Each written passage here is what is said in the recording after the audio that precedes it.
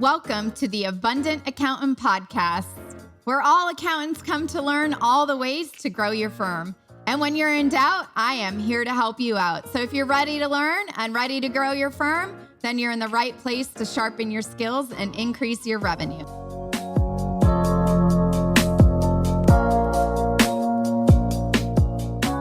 Today on the Abundant Accountant Podcast, we have a very special guest. Our special guest is the president and founder of the American Institute of Certified Tax Planners. With over 15 years of experience as a certified public accountant, our special guest has worked with many top business owners and investors using proactive tax planning to help them keep more of what they earn.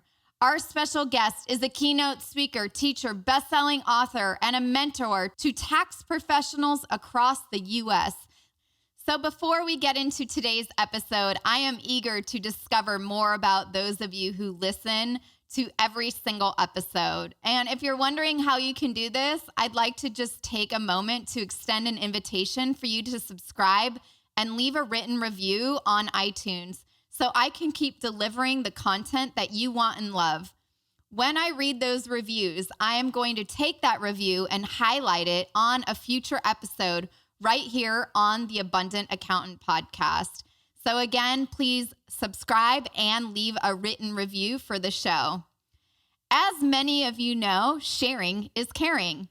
And I also like to invite each of you to take a screenshot of today's episode on your phone when you are finished listening to today's episode and tag me, Michelle Weinstein, as well as our amazing guest, Dominique Molina. Then make sure to hashtag the Abundant Accountant Podcast when you post it and share it on your LinkedIn feed. And make sure to tell us, what is the top lesson you found the most value from in today's episode, and what will you implement in your firm? So once again, take a screenshot of today's episode on your phone, post it on LinkedIn, make sure to tag Michelle Weinstein and our amazing guest, Dominique Molina, and hashtag the Abundant Accountant Podcast. And let us know, what is the top lesson that you found most value today that you're going to implement in your firm? Now let's welcome Dominique Molina to the show. Thanks so much for having me here today, Michelle. Yes, of course. Anytime, anytime. And Dominique, can you just share with everyone a little bit about who you are, where you're from, and your background? Sure, my background. Ooh, that's exciting. This is the only place that people get excited about what I do, So I'm a CPA, and like a lot of you out there, I started my career in public accounting, working for a large practice here in San Diego, California. That's where I live.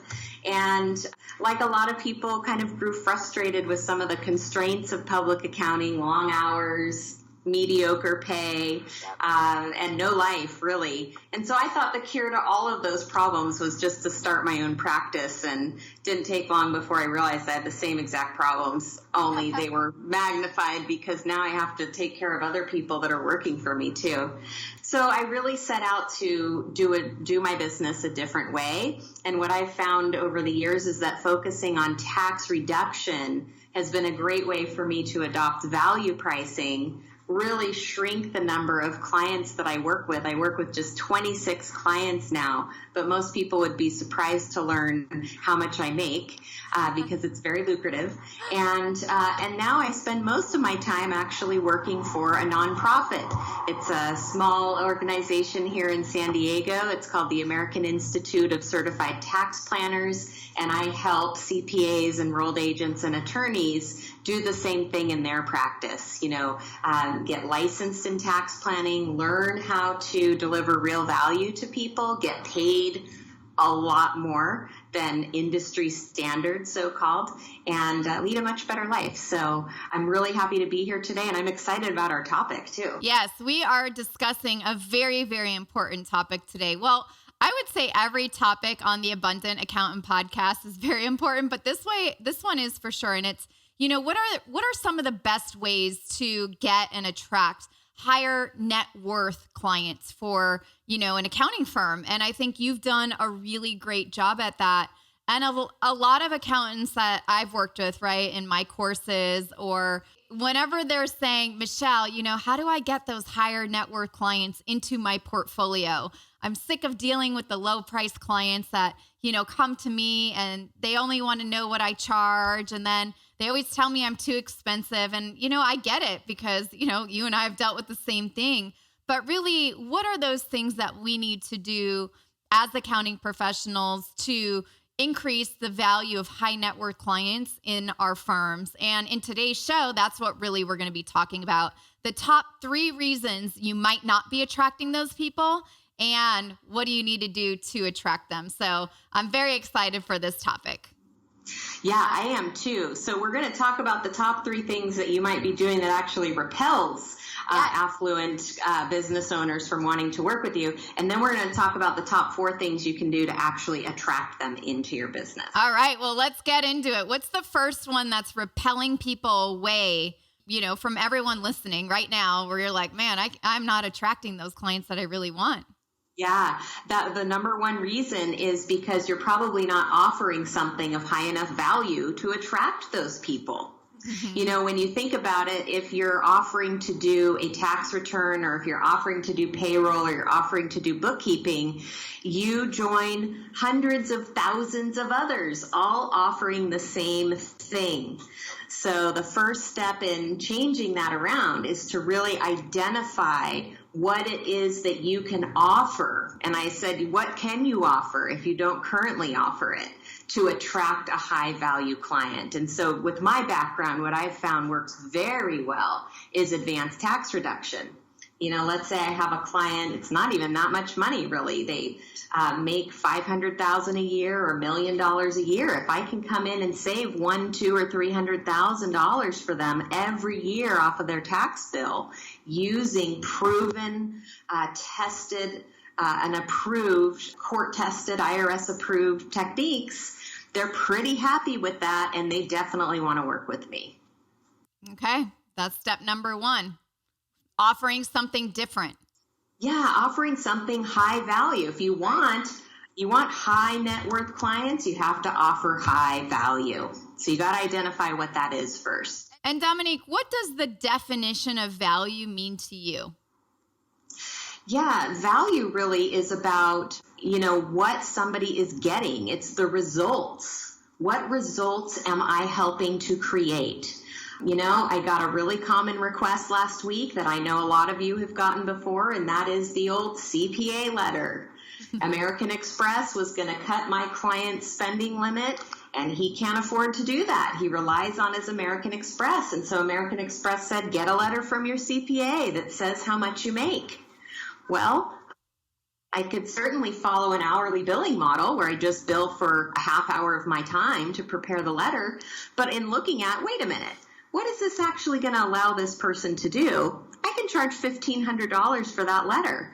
It still only took me a half an hour to complete, but the value to this client is so important that it allows me to be able to charge much more. And the importance being that without that letter, he won't be able to spend his monthly spend and needing of that cash flow reserves anymore. So is that $1,500 worth it to him to have you write this letter, being as his tax advisor and getting him the funds needed from American Express? Right. Now, some of you may be gasping, oh my gosh, no one would ever pay $1,500 for a CPA letter. Well, let me just tell you, I'm living proof they do and they will. And here's why, because it's about the whole package. It's what do they get for it all? I don't just give them a CPA letter. I'm saving the person over $1 million a year in tax. So he happily pays when he needs something. Right. Okay. Step number 2. So the second thing that we do as accountants that repels high net worth clients is we don't have a market identified about who we're going after. Most of us have probably started our careers out just taking anybody that would walk in the door because we're trying to get money in to pay our bills. So if they had a heartbeat and are breathing, we will accept them as clients, right? If you really want to attract high net worth clients, though, you have to be able to reach them. And part of reaching them is being able to know who they are so that you can recognize them when you see them. Right? Yeah. And so it's about identifying. And what I would suggest, so the step to solve this obviously is identify a market that is affluent, right? Right. So what I would suggest is outline, first of all, what are the minimum fees in your practice that are going to lead to the practice that you want? And then think about, okay, what level of value do I need to provide, and what types of people can I provide that level to? Give you an example. My minimum fees are $25,000, Michelle. And so I have to think, okay, how do I deliver $25,000 worth of value? Well, I don't know. If I save someone $150,000 a year, is that worth $25,000? A lot of people think so. Well, who can I save $125,000 a year? Well, somebody, first of all, who's paying at least $125,000 a year in tax, and it goes on and on. So you can kind of reverse engineer and then think about, okay, if I'm looking in the $500,000 income range, who makes that type of money? Oh, these people. And then you can kind of really narrow down and process of elimination, identify a market that's going to be ideal for you. Got it. So who is your ideal market, Dominique? Oh, my ideal market right now, I love working with internet-based business owners. Number one, they really understand the value of technology. They really understand brief is more. Do you want to explain that to all the accountants listening? What do you mean by brief? Well, less is more, meaning I don't need to explain every little thing that I'm doing. They trust me, and they can understand having a face-to-face meeting on Skype. So I don't have to travel anywhere or have somebody travel and come and sit in my office and take up, whoever knows how much time, right? So it's very, very easy. Email, video, very easy to communicate, and they appreciate that as well. They don't want to spend time in this office either. No, they don't. Okay, so Dominique's love is internet-based businesses that understand less is more, and that will meet with her on Skype or Zoom so she doesn't have to leave her office or house. All right, what's the third thing that's repelling accountants from those clients that they're really looking to attract? The third thing is about looking at how do these types of people make buying decisions. Not understanding how they make purchase decisions repels high net worth clients from us. And that's because we tend to follow models that we see popular in the industry. Mm-hmm. Well, what do we see a lot of in the industry? We see a lot of ad campaigns, discounts, coupons, things like that. Now think about it. If I'm going to sell an engagement for $25,000, do you think a coupon that offers $20 off is going to attract my market? Probably not. No, and so you may be doing things with your marketing that's actually repelling people because you don't understand how they make buying decisions. People who are making decisions of this nature take longer to make their decisions. They need to really put trust in the individual because they consider today's transaction to be one of many. More than price. Price is not really important to these folks, but having an advisor that they can trust and rely on for a long period of time is the most important thing. Yep. So if I'm coming in and sitting down with somebody and talking about what a great bargain and deal this is for them, or if I use words like our normal price is, but for you today, it's going to be this, you can actually turn off your ideal customer. Yeah. So the third suggestion in how to improve is understand how they make their buying decisions so that you can act appropriately. So using your internet-based businesses as the example that we're rolling with, like what are the buying decisions that you've noticed from your ideal client that you're currently working with, right? Based on what you just shared so they can visualize and, have a story to go along with the points. Yeah. So number one, trust is the most important factor in what we do. And so every way that you show up on the internet, in person, on camera, what does your office look like behind you on camera? All of that matters, and it needs to be congruent and consistent. So in other words, if I'm also just trying to bring in anybody that will walk through the door, and I have a coupon on my website, but I'm not showing it to the high net worth people that I don't want to know about that, they're going to find it because they're going to do a little bit of research on you, especially people that are in the tech industry. So you want to make sure that what you're saying about yourself matches everywhere, because trust is so important. Yeah. And I focus on what results I'm creating for them. For people that are really busy, and that's what I've noticed about one trend with this target market of mine, very, very busy. They're very lifestyle motivated. They don't want to have to be tied down with record keeping and storing things and coming in to sign things. They want to be free to travel the globe. And so if I can develop processes and systems in my business that go along with that, say an app on their iPhone that tells them where they're at currently all times, 24/7, that is attractive to them. I understand what they're looking for when they make their decision. Yep. No, definitely. And so let's transition into now what everyone is really wanting to probably hear are, what have you found are those best ways to now attract, right, and get those higher net worth clients coming to you? And it's almost like having a magnet, and they just keep, gravitating towards you, which I think you've definitely experienced now.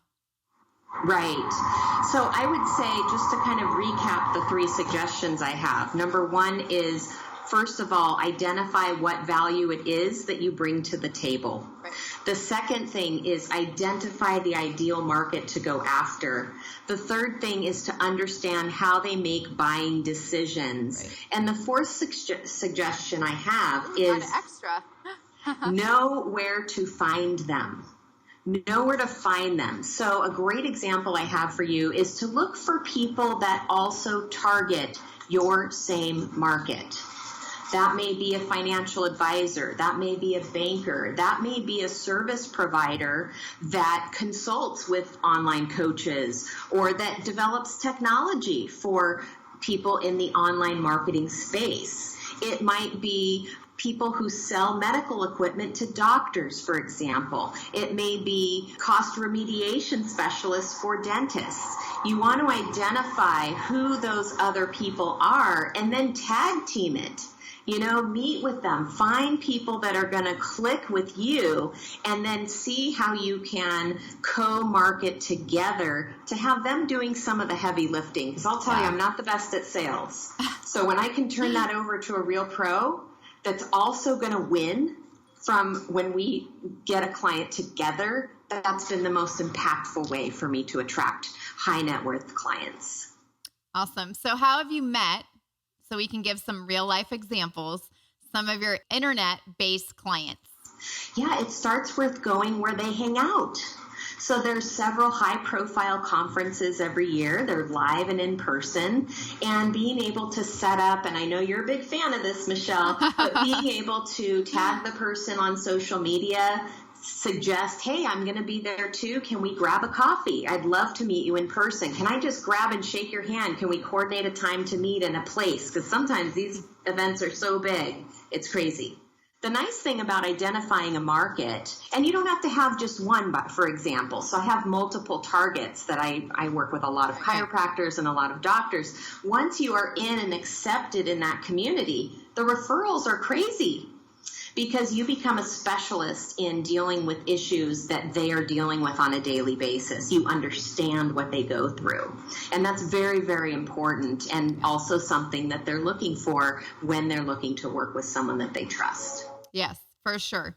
So I get a lot of questions, Michelle, how do you find these higher net worth clients? And do I have to send mailers out? Do I need to do social media? What is your take on that as far as, again, focusing on, we don't need many. And I think that's the other thing that, we haven't even spoke about a lot, is that you don't need many of these clients to have a really amazing life, successful practice.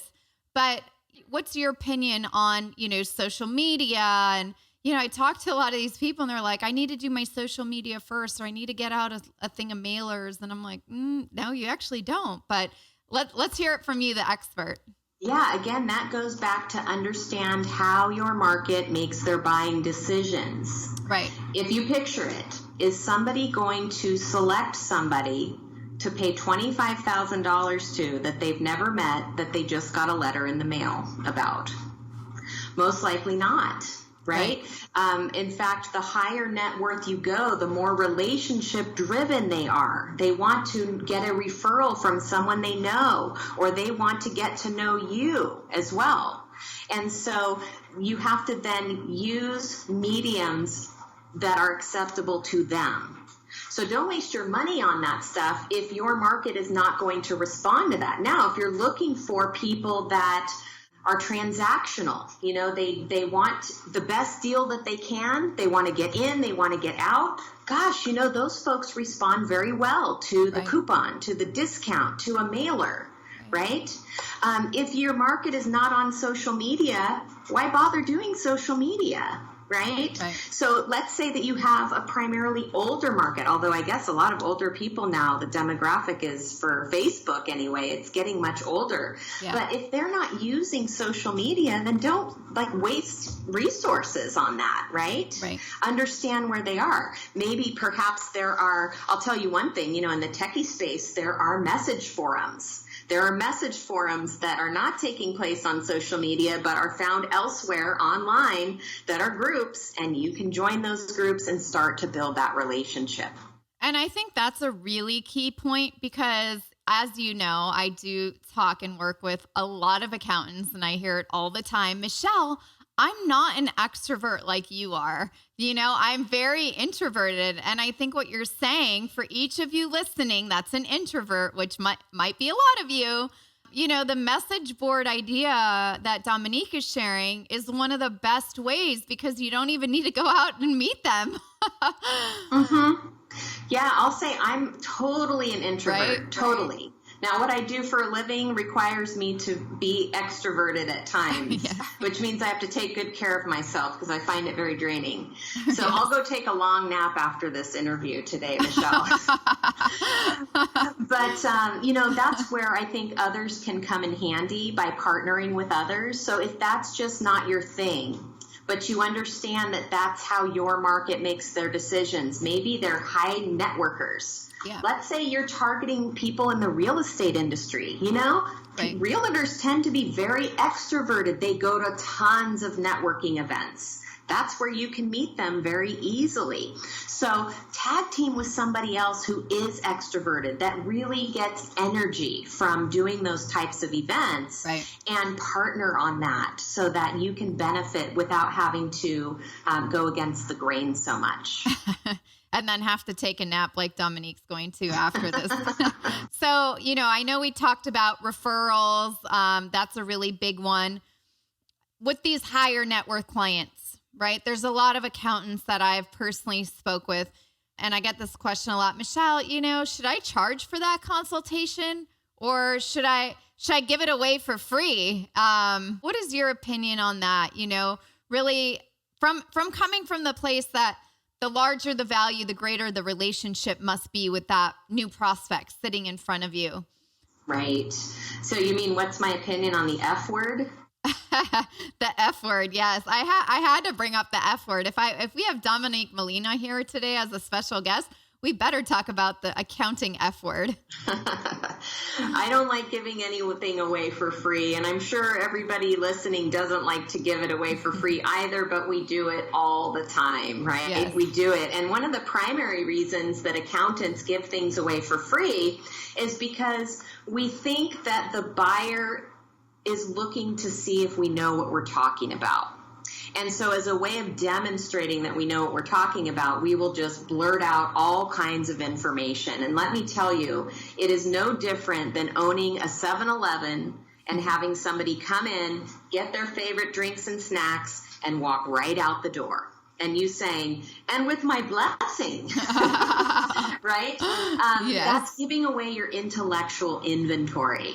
And so what I will say is, guess what? You don't need to give away information for free to demonstrate that you know what you're talking about. You can do that with very good questions. And when you know the right questions to ask, Michelle, you and I refer to this as the doctor frame, right? Yes. If you think about it, you don't walk into the doctor's office and the doctor just starts prescribing and scheduling surgeries for you and other types of procedures. Nope. They take time with you, they listen to you, and they ask all kinds of interesting questions. You know, does it hurt when you do this? Does it hurt when you do that? Hey, does it also happen to hurt over here? And normally as a patient, I go, how did you know that?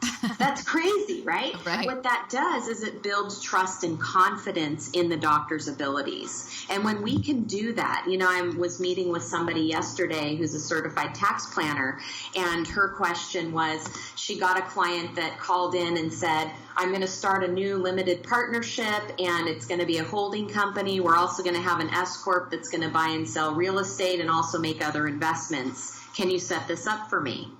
And she was saying, how do I respond? Because the answer is you could just give it away. And if you're like me, I'm busy, so I like to get people off my to-do list. And It's far too easy to go, great, we'll take care of that for you, no problem. Yeah. Connect us with your attorney. Instead, to recognize that as an opportunity to say, gosh, you know, the way you really establish this can make a big difference in how much tax you pay. I'd like to understand better what your goals are with this setup. Why is it that you're thinking about unlimited partnership? Are you really connected to the S-Corp? Why is it that you have that in mind? How much capital are you going to put into the business? Are you going to have partners? How much do you expect to make? And by asking those types of questions, what we're doing is we're building trust and confidence, and we're gathering information that we need so that we can give them an estimate on the value we can create for them. And when we do that, we can quote higher fees because we actually create more understanding of the high value we're offering a high net worth client. Right. And nothing, the F word wasn't used. No. Now you can do, what I do is a complimentary discovery session, but it's basically for me to ask questions and listen to their answers. That's it. If they have questions for me during that time, I say, that's a great question, and we'll be sure to cover that during your strategy session. And of course, I'm selling them a strategy session. Correct. Which is the best part. So, no, thank you so much for sharing all of the tips as far as what's repelling you from, you know, for everyone listening, from attracting those higher value net worth clients. And then, you know, what are the things that you need to change in order to start attracting them? And Dominique, before I let you go, is there anything else that you would like to share as a bonus tip, or, you know, any last words of advice so everyone listening can start attracting those clients they really, truly do want to work with? Yeah, and this question is, don't do it alone. Don't be a lone wolf. You know, it's great to be a solopreneur and have your own thing going, but I have to tell you, it's very lonely, even for an introvert. Yes. So to the extent that you can collaborate, whether it's in a Facebook group of like-minded individuals or whether it's a local group of other business owners, collaborating with others really helps get you out of your head, and it gives you a different perspective on things that we take for granted. Yes. You know, to have someone like you, Michelle, you're a lay person in an accountant's world, but to get that feedback from you to say, no, that's actually really important what you just said, because I didn't know that as a business owner. I didn't know I have to do A, B, and C. Wait, let's talk about that more. Yeah. We tend to take things for granted. So don't do it alone. You can hide behind your computer screen and chat online in a message board or in a Facebook group, something like that. LinkedIn. I've got a LinkedIn group if you're interested in collaborating with people in the tax industry. It's called U.S. Tax Planning Professionals. And you'll get a lot of inspiration, motivation, and insights that will help you connect with more high net worth clients. Awesome. Well, thank you so much, Dominique, for being here with us today on the Abundant Accountant podcast. It was an honor to have you. Thank you. It was a great pleasure being here.